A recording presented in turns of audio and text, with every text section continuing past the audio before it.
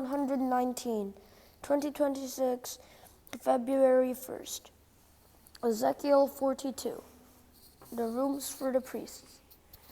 Then the man led me northward into the outer court and brought me to the rooms opposite the temple courtyard and opposite the outer wall on the north side. The building whose door faced north was 100 cubits long and 50 cubits wide, both in the section 20 cubits from the inner court, and in the section opposite the pavement of the outer court. Gallery faced gallery at the three levels. In front of the rooms was an inner passageway 10 cubits wide and 100 cubits long. Their doors were on the north. Now the upper rooms were narrower, for the galleries took more space from them than from the rooms on the lower and middle floors of the building. The rooms on the top floor had no pillars, as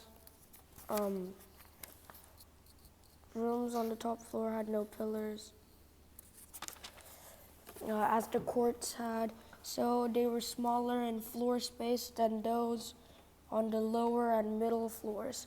There was an outer wall parallel to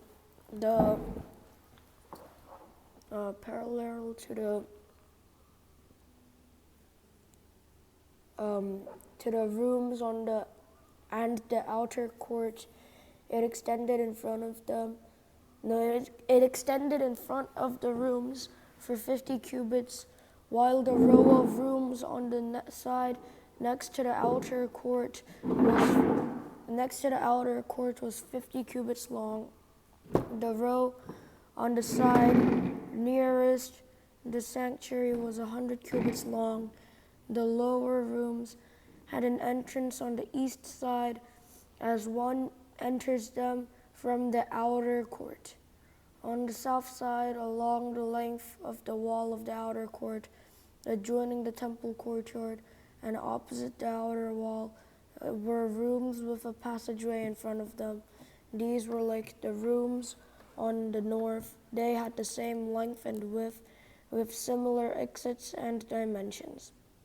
Similar to the doorways on the north were the doorways of the rooms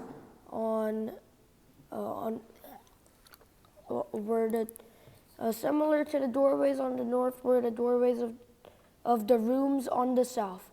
There was a doorway at the beginning of the passageway that was parallel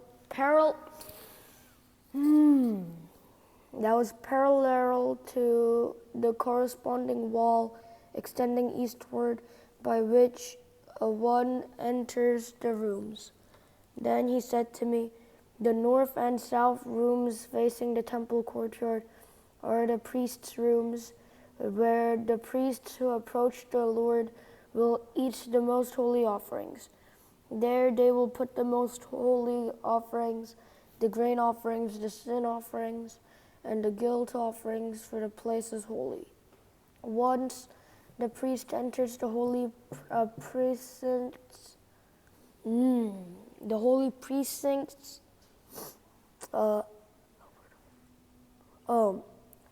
enters the holy precinct, they are not to go into the outer court until they leave behind the garments in which they minister, for those are holy.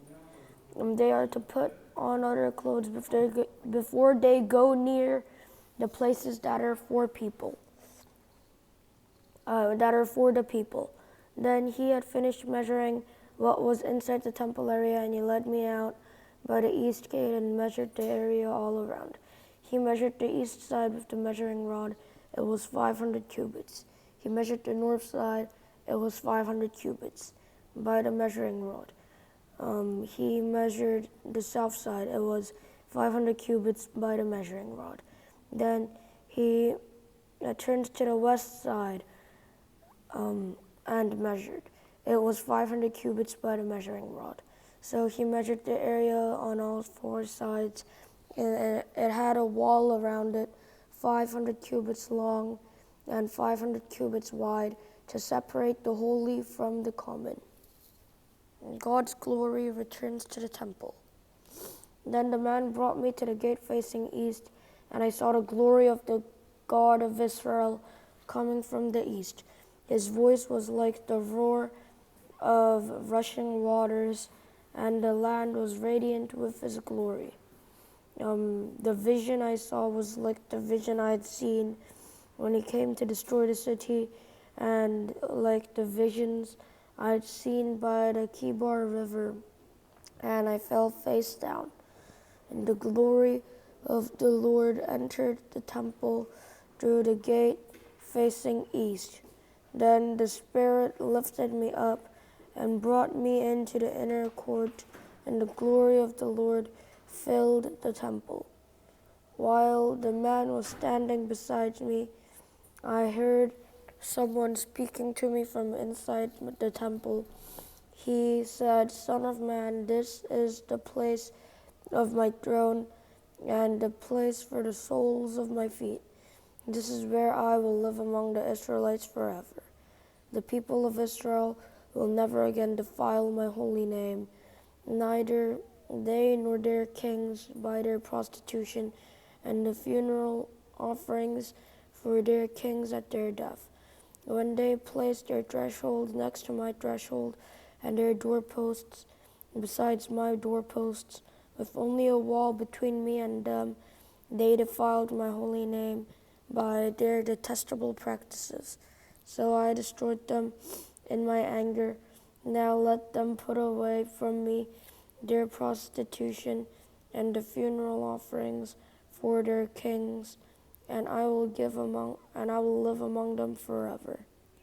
Son of man, describe the temple to their people of Israel, that they may be ashamed of their sins. Let them consider its perfection, and if they are ashamed for all they have done, make known to them the designs of the temple, its arrangement, its exits and entrances,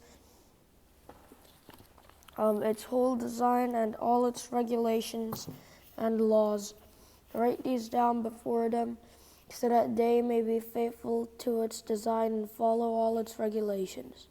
This is the law of the temple. All the surrounding area on top of the mountain will be most holy. Such is the law of the temple. The great altar restored. These are the measurements of the altar in long cubits, the cubit being a cubit and a handbreadth. Its gutter is a cubit deep and a cubit wide, with a rim of one span around the edge. And this is the height of the altar from the gutter on the ground up to the lower edge that goes from the altar. It is 2 cubits high, and the ledge is a cubit wide. From this lower edge to the upper edge, from this lower ledge to the upper ledge that goes around the altar, it is 4 cubits high, and that ledge is also a cubit wide. Above that, the altar hearth is 4 cubits high, and 4 horns project upward from the hearth. The altar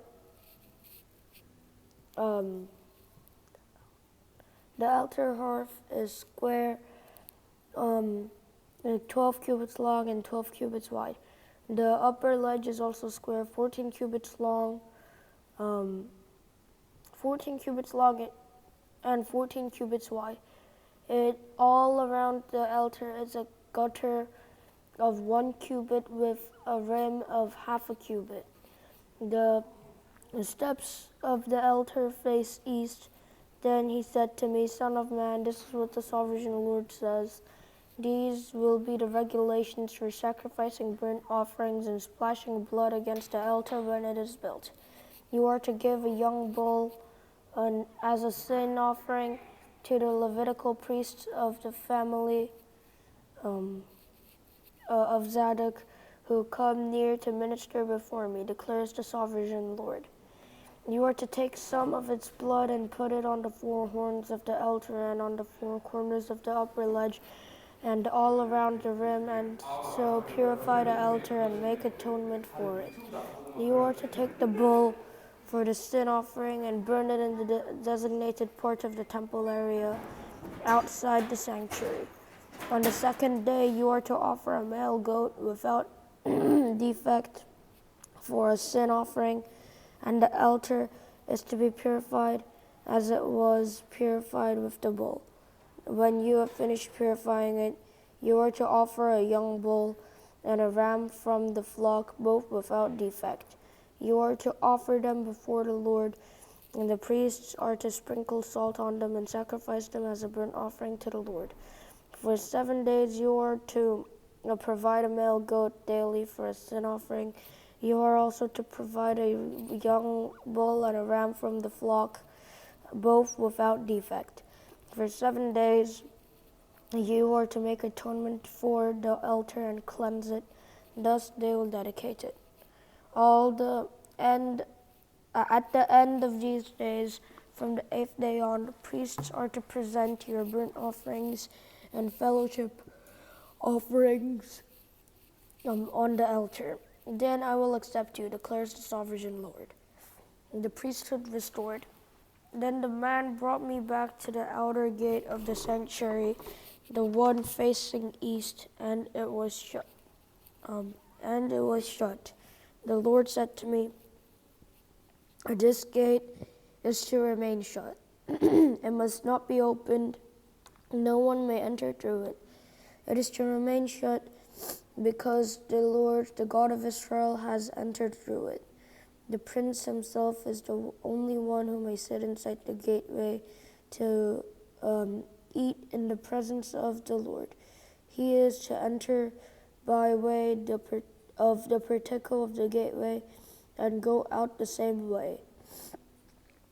Then the man brought me by way of the north gate to the front of the temple. I looked and saw the glory of the Lord filling the temple of the Lord, and I fell face down. And the Lord said to me, "Son of man, look carefully, listen closely, and give attention to everything I tell you concerning all the regulations and instructions regarding the temple of the Lord. Give attention to the entrance to the temple and all the exits of the sanctuary. Say to rebellious Israel, this is what the sovereign Lord says. Enough of your detestable practices, people of Israel. In addition to all your other detestable practices, you brought foreigners uncircumcised in heart and flesh into my sanctuary, desecrating my temple while you offered me food, fat, and blood, and you broke my covenant. Instead of carrying out your duty in regard of my holy things, you put others in charge of my sanctuary. This is what the sovereign Lord says. No foreigner uncircumcised in heart and flesh is to enter my sanctuary, not even the foreigners who live among the Israelites, the Levites who went far from me when Israel went astray, and who wandered from me after their idols must bear the consequences of their sin. They may serve in my sanctuary, having charge of the gate of the temple and serving it. They may slaughter the burnt offerings and sacrifices for the people and stand before the people and serve them. But because they served them in the presence of their idols and made the people of Israel fall into sin, therefore I have sworn with uplifted hand that they must bear the consequences of their sin, declares the sovereign Lord. They are not to come near to serve me as priests. They are not to come near to serve me as priests, or come near any of my holy things, or my most holy of the offering, or they are not to come near to me. No, my days. They are not to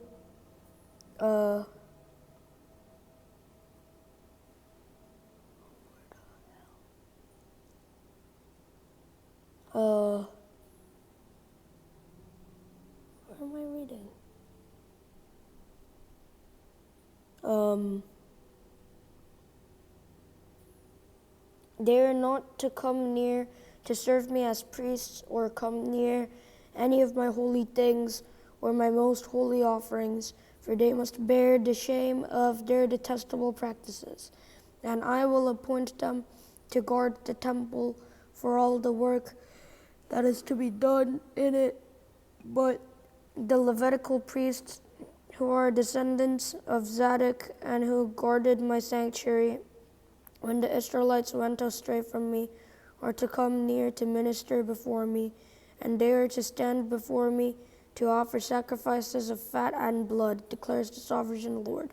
They alone are to enter my sanctuary. They alone are to come near my table to minister before me and serve me as guards. When they enter the gates of the inner court, they are to wear linen clothes. They must not wear any woolen garment while ministering at the gates of the inner court or inside the temple. They are to wear linen turbans on their heads and linen undergarments around their waists. They must not wear anything that makes them perspire when they go out into the outer court where the people are. They are to take off the clothes they have been ministering in, and are to leave them in the sacred rooms and put on other clothes, so that the people are not consecrated through contact with their garments. They must not shave their heads or let their hair grow long, but they are to keep the hair of their heads trimmed. No priest is to drink wine when he enters the inner court. They must not marry widows or divorced women. They must marry only virgins of Israel, like descent, or widows of priests. They are to teach my people the difference between the holy and the common, and show them how to distinguish between the unclean and the clean. In any dispute, the priests are to serve as judges and decide it according to my ordinances. They are to keep my laws and my decrees for all my appointed festivals, and they are to keep my Sabbaths holy. A priest must not defile himself by going near a dead person. However, if a dead person was his father or mother, a son or daughter, brother or unmarried sister, then he may defile himself. After he is cleansed, he must wait 7 days. On the day he goes into the inner court of the sanctuary to minister in the sanctuary, on the day he goes into the inner court of the sanctuary to minister in the sanctuary, he is to offer a sin offering for himself, declares the sovereign Lord. I am to be the only inheritance the priests have.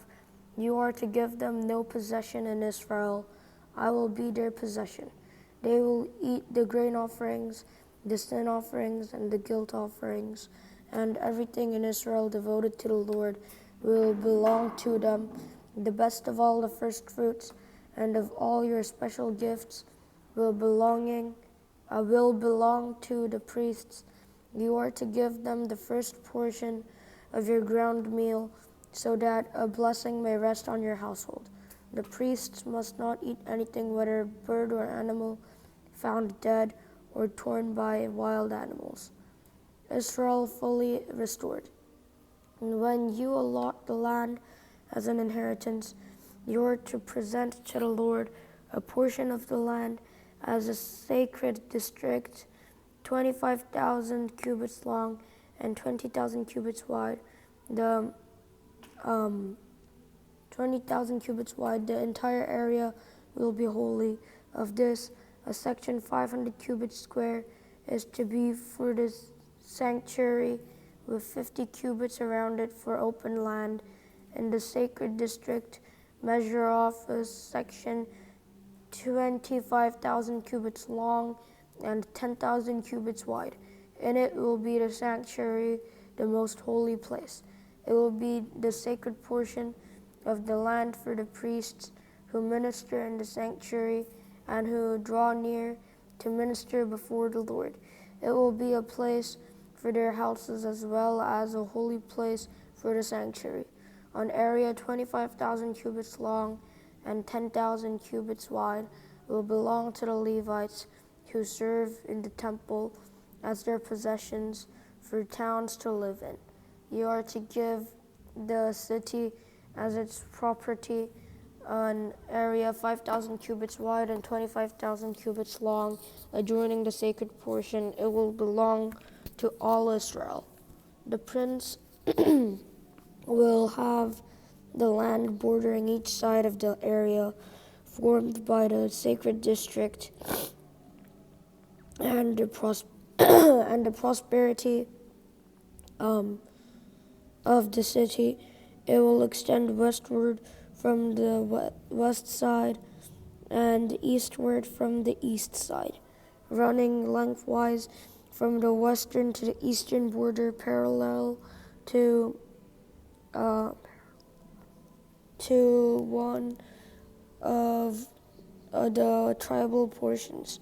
This land will be his possession in Israel, and my princes will no longer oppress my people, but will allow the people of Israel to possess the land according to their tribes. This is what the sovereign Lord says. You have gone far enough, princes of Israel. Give up your violence and oppression and do what is just and right. Stop dispossessing my people, declares the sovereign Lord. You are to use accurate scales, an accurate ephah, and an accurate bath. The ephah and the bath are to be the same size. The bath containing a tenth of a homer, and the ephah a tenth of a homer. The homer is to be the standard measure for both. The shekel is to consist of 20 gerahs, 20 shekels plus 25 shekels plus 15 shekels equal 1 mina. This is the special gift you are to offer: a sixth of an ephah from each homer of wheat, and a sixth of an ephah from each homer of barley. The prescribed portion of olive oil measured by the bath is a tenth of a bath. The prescribed portion of olive oil measured by the bath is a tenth of a bath from each core, which consists of 10 baths, or 1 homer for 10 baths are equivalent to a homer. Also, 1 sheep is to be taken from every flock for 200 from the well-watered. One sheep is to be taken from every flock of 200 from the well-watered pastures of Israel. These will be used for the grain offerings, burnt offerings, and fellowship offerings to make atonement for the people, declares the sovereign Lord. And the people of the land will be required to give this special offering to the prince in Israel. It will be the duty of the prince to provide the burnt offerings, grain offerings, and drink offerings at the festivals, the new moons, and the Sabbaths, all the appointed festivals of Israel. He will provide the sin offerings, grain offerings, burnt offerings, and fellowship offerings to make atonement for the Israelites. This is what the sovereign Lord says. In the first month, on the first day, you are to take a young bull without defect and purify the sanctuary. The priest is to take some of the blood of the sin offering and put it on the doorposts of the temple, on the 4 corners of the upper ledge of the altar, and on the gateposts of the inner court. You are to do the same on the 7th day of the month for anyone who sins unintentionally or through ignorance. So you are to make atonement for the temple.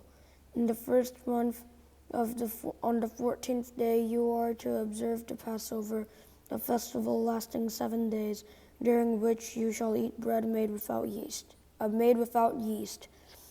that day, the prince is to provide a bull as a sin offering for himself and for all the people of the land.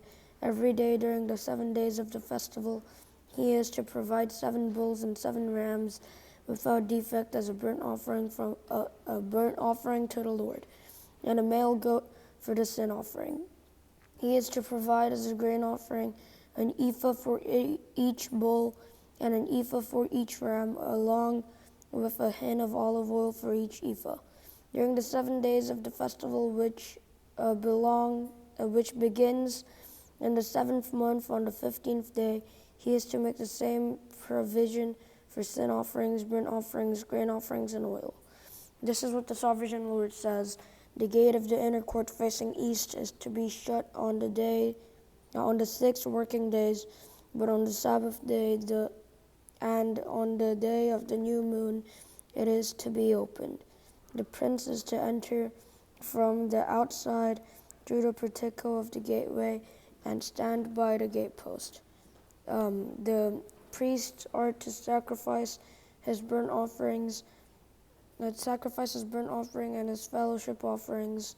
He is to bow down and worship at the threshold of the gateway and then go out, but the gate will not be shut until evening. On the Sabbaths and new moons, the people of the land are to worship in the presence of the Lord at the entrance of that gateway. The burnt offering, the prince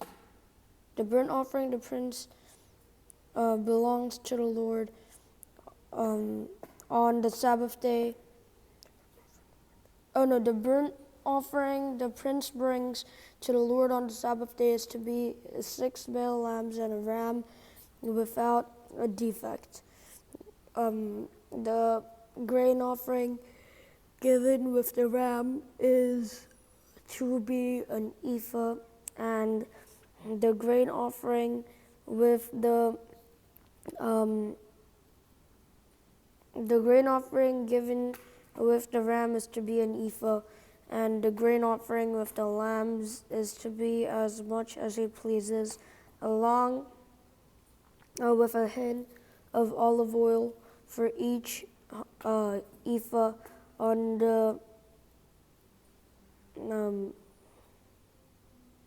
along with a hin of olive oil for each ephah. On this day of the new moon, he is to offer a young bull, 6 lambs, and a ram, all without defect. He is to provide as a grain offering 1 ephah with the bull, 1 ephah with the ram, and with the lambs as much as he wants to give, along with a hin of oil for each ephah. When the prince enters, he is to go in through the portico of the gateway, and he is to come out the same way.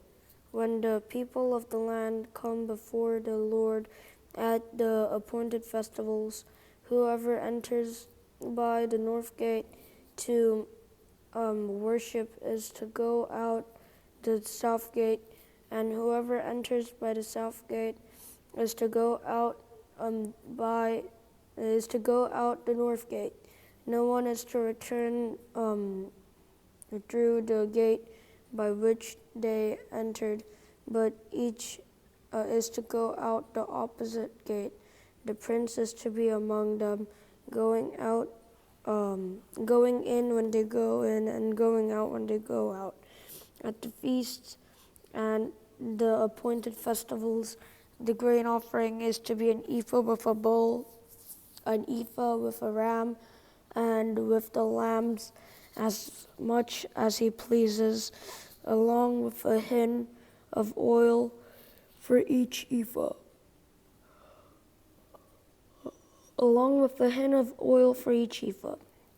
When the prince provides a freewill offering to the Lord, whether a burnt offering or fellowship offerings, the gate facing east is to be opened for him. He shall offer his burnt offerings or his fellowship offerings as he does on the Sabbath day. Then he shall go out, and every day he has gone out, the gate will be shut. Every day you are to provide a year-old lamb without defect for a burnt offering to the Lord. Morning by morning you shall provide it. You are also to provide with it morning by morning a grain offering consisting of a sixth of an ephah with a third of a hin of oil to moisten the flour. The present the presenting of this grain offering to, where am I reading? The presenting of this grain offering to the Lord is in lasting ordinance. And so the lamb and the grain offering and the oil shall be provided morning by morning to a regular burnt offering. And this is what the sovereign Lord says: if the prince makes a gift from his inheritance to one of his sons, it will also belong to his descendants. It is to be their property by inheritance. If, however, he makes a gift from his inheritance to one of his servants, the servant may keep it until the year of a year of freedom. Then it will revert to the prince. His inheritance belongs to his sons only. It is theirs. The prince must not take any of the inheritance of the people, driving them off their property. He used to give his sons their inheritance out of his own property, so that not one of my people will be separated from their property. Then the man brought me through the entrance at the side of the gate to the sacred rooms facing north, which belonged to the priests, and showed me a place at the western end. And he said to me, "This is the place where the priests are to cook the guilt offerings and the sin offerings and bake the grain offerings, to avoid bringing them into the outer court and consecrating the people." Then he brought me to the outer court and led me around to its four corners, and I saw in each corner another court. In the four corners of the outer court were enclosed courts, 40 cubits long and 30 cubits wide. Each of the courts in the four corners was the same size. Around the inside of each of the four courts was the ledge of stone, with places for fire built all around under the ledge. And he said to me, "These are the kitchens where those who minister at the temple are to cook the sacrifices of the people." The river from the temple. The man brought me back to the entrance to the temple, and I saw water coming out from under the threshold of the temple toward the east. I saw water coming out from under the threshold of the temple toward the east, for the temple faced east. The water was coming down from under the south side of the temple, south of the altar. He then brought me out through the north gate and led me around the outside to the outer gate facing east, and the water was trickling from the south side. As the man went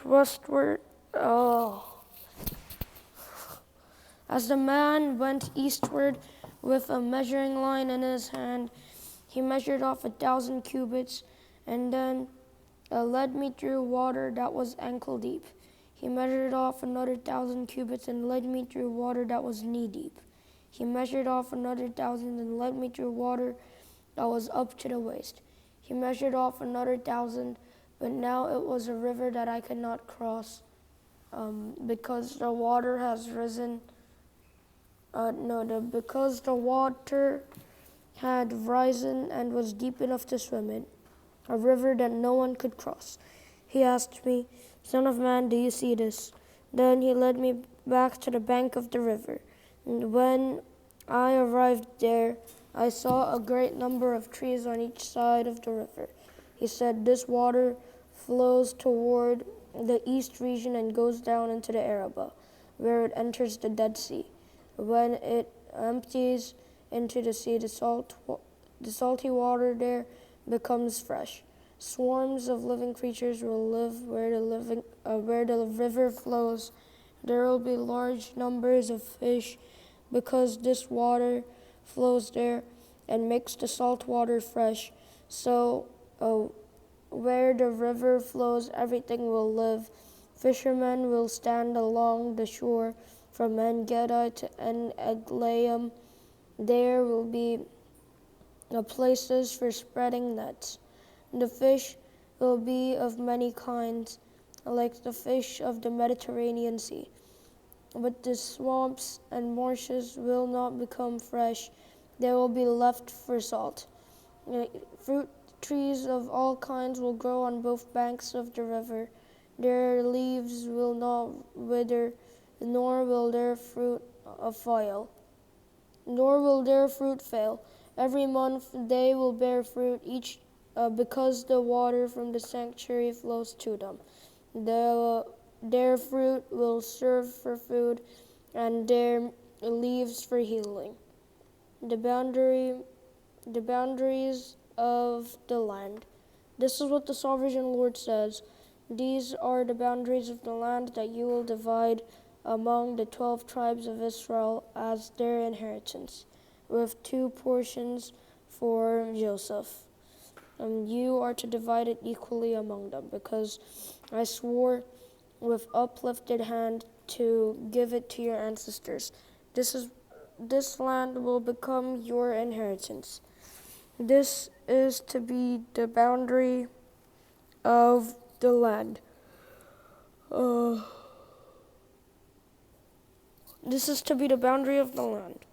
On the north side, it will run from the Mediterranean Sea by the Hethlon road past Leah, Hamath to Zedad, and Berovah and Sibraim, which lies on the border between Damascus and Hamath, as far as Hazer Hattikon, which is on the border of Haran.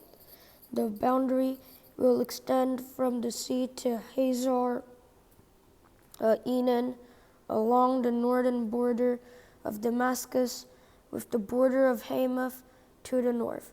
This will be the northern boundary. On the east side, the boundary will run between Haran and Damascus.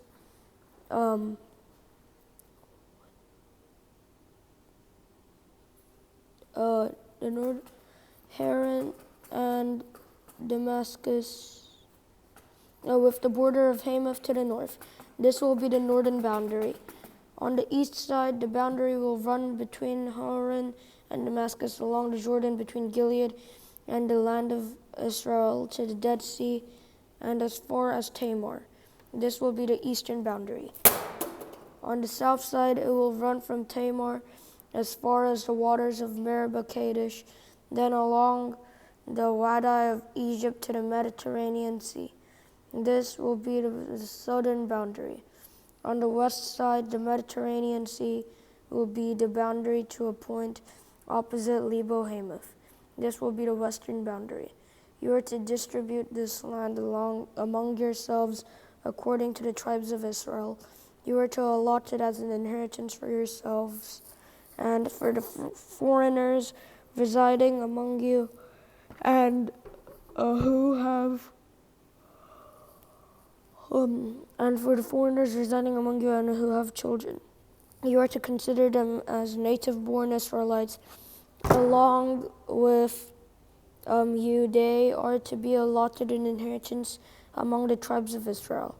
In whatever tribe a foreigner resides, there you are to give them their inheritance, declares the sovereign Lord. the division of the land. These are the tribes listed by name. At the northern frontier, Dan will have one portion. I will follow the Hethlon road to Lebo Hamath, Hazar Enan, and the northern border of Damascus next to Hamath will be part of its border from the east side to the west side. Asher will have one portion. It will border the territory of Dan from east to west. Naphtali will have one portion. It will border the territory of Asher from east to west. Manasseh will have one portion. It will border the territory of Naphtali from east to west. Ephraim will have one portion. It will border the territory of Manasseh from east to west. Reuben will have one portion. It will border the territory of Ephraim from east to west. Judah will have one portion. It will border the territory of Reuben from east to west. Judah will have one portion. It will border the territory of Reuben from east to west. Bordering the territory of Judah from east to west will be the portion you are to present as a special gift. It will be 25,000 cubits wide, and its length from east to west will be equal. And its length from east to west will equal one of the tribal portions. The sanctuary will be the center of it. The special portions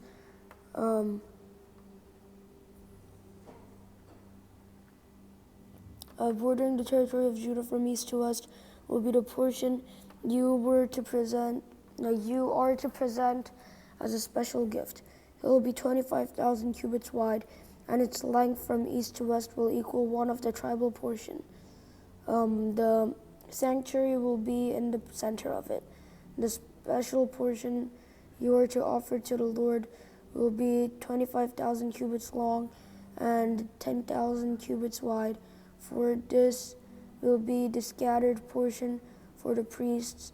It will be 25,000 cubits long on the north side, 10,000 cubits wide on the west side, 10,000 cubits wide on the east side, and 25,000 cubits long on the south side. In the center of it will be the sanctuary of the Lord. This will be for the consecrated priests, the Zadokites, who were faithful in serving me and did not go astray as the Levites did when the Israelites went astray. It will be a special gift to them from the sacred portion of the land, a most holy portion bordering the territory of the Levites. Alongside the territory of the priests, the Levites will have an allotment 25,000 cubits long and 10,000 cubits wide. Its total, and it will be the sanctuary of the Lord. This will be the consecrated priests. Alongside the territory of the priests, the Levites will have an allotment 25,000 cubits long and 10,000 cubits wide. Its total length will be 25,000 cubits and its width 10,000 cubits. They must not sell or exchange any of it. This is the best of the land and must not pass into other hands, because it is holy to the Lord. The remaining area, 5,000 cubits wide and 25,000 cubits long, will be for the common use of the city, for houses and for pasture land. The city will be in the center of it and will have these measurements. The north side 4,500 cubits and the south side 4,500 cubits, the east side 4,500 cubits and the west side 4,500 cubits. The pasture land of the city will be 250 cubits to the north, 250 cubits to the south, 250 cubits on the east, and 250 cubits on the west. What remains of the area bordering on the sacred portion and running the length of it will be 10,000 cubits on the east side and 10,000 cubits on the west side. Its produce will supply food and for the workers of the city. The workers from the city who form in it will come from all the tribes of Israel. An entire portion will be a square 25,000 cubits on each side. As a special gift, you will set aside the sacred portion along with the property of the city. What remains on both sides of the area formed by the sacred portion and the property of the city will belong to the prince. It will extend eastward from the 25,000 cubits of the sacred portion to the eastern border, and westward from the 25,000 cubits to the western border. Both these areas, running the length of the tribal portions, will belong to the prince, and the sacred portion with the temple sanctuary will be in the center of them. So the property of the Levites and the property of the city will lie in the center of the area that belongs to the prince. The area belonging to the prince will lie beneath the border of Judah and the border of Benjamin. As for the rest of the tribes, Benjamin will have one portion. It will extend from the east side to the west side. Simeon will have one portion. It will border the territory of Benjamin from east to west. Issachar will have one portion. It will border the territory of Simeon from east to west. Zebulun will have one portion. It will border the territory of Issachar from east to west. Gad will have one portion. It will border the territory of Zebulun from east to west. The southern boundary of Gad will run south from Tamar to the waters of Meribah, Kadesh, then along the Wadi of Egypt to the Mediterranean Sea. This is the land you are to allot as an inheritance to the tribes of Israel, and these will be their portions, declares the sovereign Lord. The gates of the new city. These will be the exits of the city, beginning on the north side, which is 4,500 cubits long. The gates of the city will be named after the tribes of Israel. The three gates on the north side will be the gate of Reuben, the gate of Judah, and the gate of Levi. On the east side, which is 4,500 cubits long, will be three gates: the gate of Joseph, the gate of Benjamin, and the gate of Dan. On the south side, which measures 4,500 cubits, will be three gates: the gate of Simeon, the gate of Issachar, and the gate of Zebulun. On the west side, which is 4,500 cubits long, will be three gates: the gate of Gad, the gate of Asher, and the gate of Naphtali. The distance all around will be 18,000 cubits, and the name of the city from that time on will be "The Lord is Here."